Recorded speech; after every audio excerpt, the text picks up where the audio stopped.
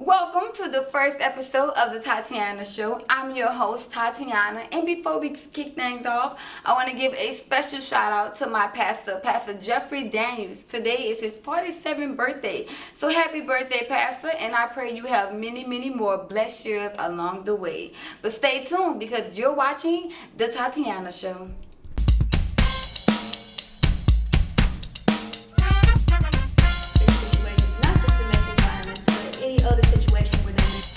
Don't forget to tune in to the Tatyana Show. Major Alcohol Awareness Week, which takes place. Welcome back to the Tatyana Show. I'm your host, Tatyana. And before we get too deep into the news, I want to give a moment of sadness for the Mississippi State Bulldogs and upsetting defeat against Alabama. We played a good game, but football is unpredicted. All sports are. But Health State, holding it down. And now we are ranked number 5th in the Western Division. So hopefully we can come up to number 1. But in other news in football, Texas A&M is suing the Indianapolis Colts for the use of the 12th man trademark. They say that they titled that trademark in the early 2000s and that Texas and the Indianapolis Colts have no use to use it. But I know another professional football team, the Washington Seahawks, also use that term. But they paid Texas A&M $5,000 per year to use it. So whether Texas and the Colts figure out some type of plan on using the term or the Colts give it up, we don't know it just as yet. But they are suing them as of now for the use of the term 12th man. And if you know anything about football, the 12th man means the audience because there are 11 players on the team, and the audience is such support and such, success on the team that they are called the 12th man. So that's where it comes from. And how they figured that out, I don't know. I'm not much into sports, but I do know that. So, moving along with lawsuits, Steve Harvey is being sued by a Nashville jet company. They say that he asked to rent a jet and he wanted certain things to be changed. And he wanted the carpet, like this certain type of custom carpet. He wanted 14 seats instead of 16. He asked to get the cabinets lower and, just a whole lot of other lavish things going along. But what came with the lawsuit was that when Steve Harvey didn't even use the jet, he had them do all these changes to only back out and not even use the jet company. And that he paid for half of the amount of the jet, which was $250K, but they say that he still owes the other $250K for for a contract deal that they had. Now whether Steve is going to try to fight the case or just pay them the money, I don't know just as yet, but just know Steve, they saying you better have their money. So, but moving along with lawsuits, I know everyone's getting sued nowadays. So Safari is suing Nicki Minaj for the help of writing some of her songs and albums. Albums like Pink Friday, The Pink Print, and Roman Reloaded. And also he's suing for the songs for helping to write for the hit song Only featuring Lil Wayne and Drake, and Flawless and Feeling Myself. He said that he had full proof and witnesses to say that he helped. He has footage of him helping her in the studio writing these songs, and he's ready to take it to court because he feels that he is rightfully entitled to this money because he helped write these hit songs. Now, he didn't state how much he is suing her for as of now, but we do know that he is taking it to court and he wants his money just as well. Rihanna shouldn't have made that song because now everybody just want their money.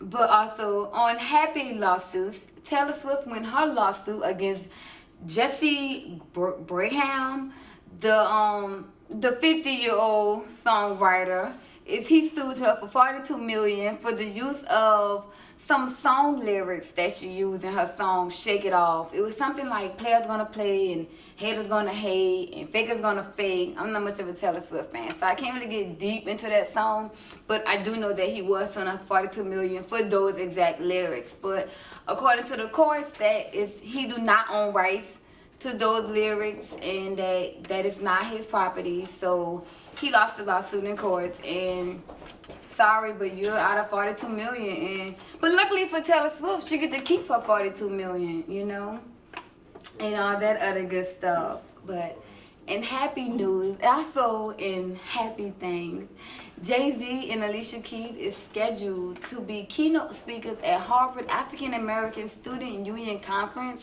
which is held February 5th through the 7th, which is also African American month, or you could say Black History Month. To me, it should be 365 days of the year, but there's just one month in particular that we get to just talk about African American and just remember our culture and all of how we helped this country become what it is. But they are scheduled to speak there, and that they are speaking in a sense of black alliances and, you know, working in business as African American, and, you know, just making connections and just how to like move up in the business world and how to be taken serious as African American, even though the media sometimes portray us to be a bit radical. That's not true all the time. So, you know, let's just say that they are, you know, scheduled to do something very good that will help the black community. So congratulations, Alicia Keys and Jay-Z, on your speaking position at Harvard University. In case you haven't heard the latest news, and Charlie Sheen, he has been officially diagnosed with HIV/AIDS. Yes, he have known 6 months before it's been aired, which was yesterday, but we don't know particularly how long he's been living with the disease. But yes, it's official, he has it, and that he told People magazine, and that he is scheduled to do an interview with the Today Show to talk more about that and talk about how he was afraid to speak and tell people about it for, you know, 6 months, and he finally worked up the courage and he finally got the strength to just, you know, let people in on a personal, you know, situation with himself. Now, whether or not, you know, he's gonna become a better person because of this, we don't know, but I know that he do wants help, you know, support, let's say support in this situation, because he said it's hard hitting and it changed his life. And I pray that everyone pray for Charlie Sheen as he faces this life-changing disease. Also, we haven't heard any statements from his ex-wife, what's her name? I can't remember, but she has his 2 sons, and we haven't heard any, you know, comments from her or the children about what they think of Charlie Sheen and his life-fighting disease. But I pray that she's also supporting him and also helping him out and giving him encouragement and words of just advice and how to tell him keep moving. But I'm proud of him for not wanting to, you know, run away and, you know, just kill himself and just give up on life because of this. Instead, he, you know, he just strengthened up and he became a man and he admitted it. I mean, Magic admitted his. So I'm proud of Charlie Sheen. And also, for anyone else out there that may be having unprotected sex, just know HIV is real. And that celebrities get it, regular people get it. So just be aware, because it's not going anywhere.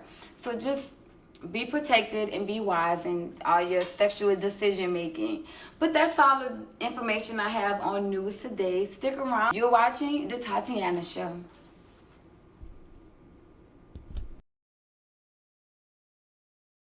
To the Tatyana Show. I'm your host, Tatyana, and what I have with me today is Miss Black and Gold, Carmen Loften. Thank you so much for joining me. You're welcome. Glad to be here. Oh, great. So tell me, what's it like being Miss Black and Gold? Being Miss Black and Gold, it's been a good experience so far. I've been able to, you know, meet some interesting people and get to know the young men in the fraternity, and, you know, think of ways that I can, you know, represent them well. Okay, so before doing the competition, what were your thoughts going into it and like preparing for it? Preparing, I was definitely, let's see, I definitely knew that I'd be able to, represent the fraternity the best way I knew how. And so that was definitely my motivation. I had a goal. I still have a goal. And while preparing for the pageant, that was definitely my motivation.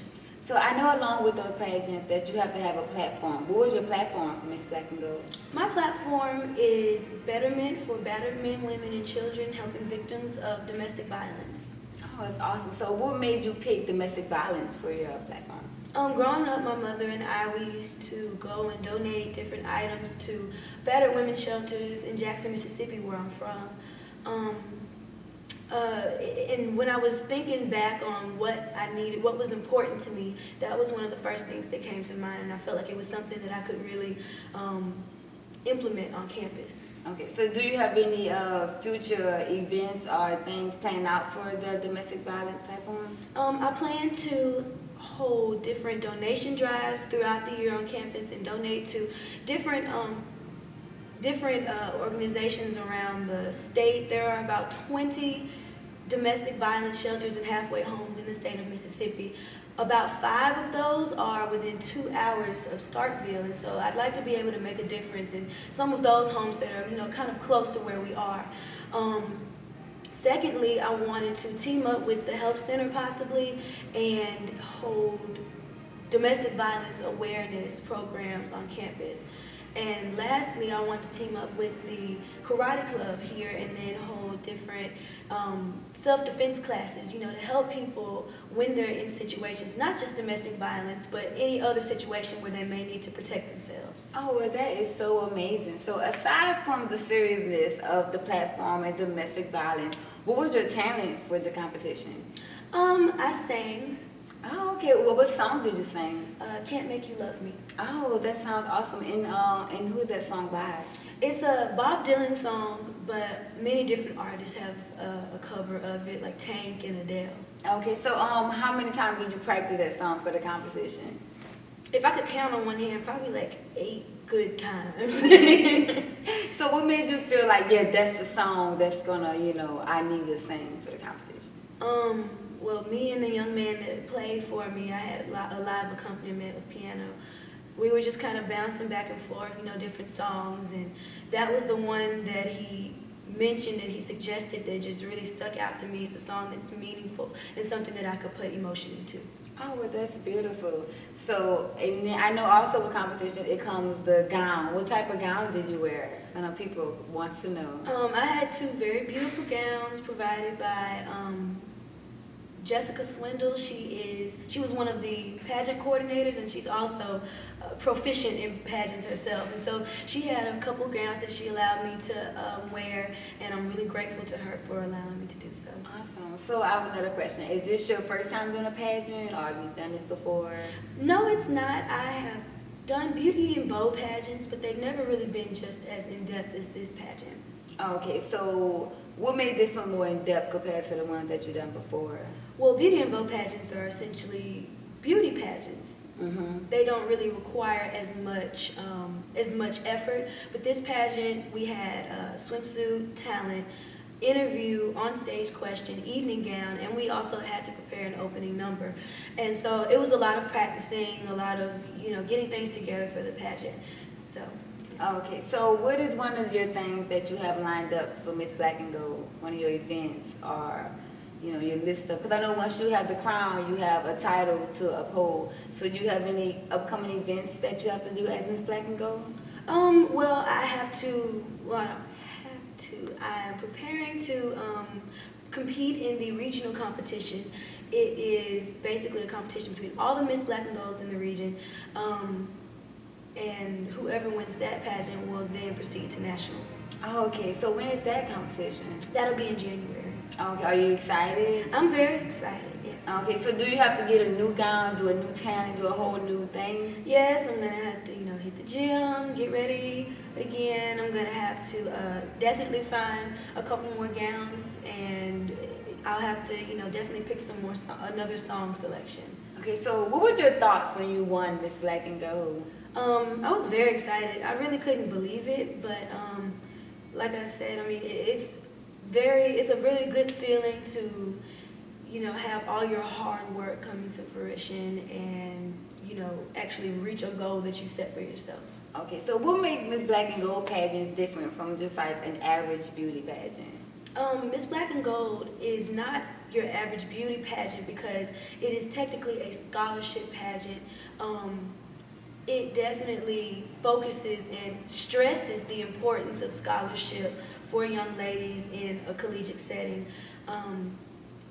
That's one of the main things that they look at when looking to crown a new Miss Black and Gold, and I find that very refreshing.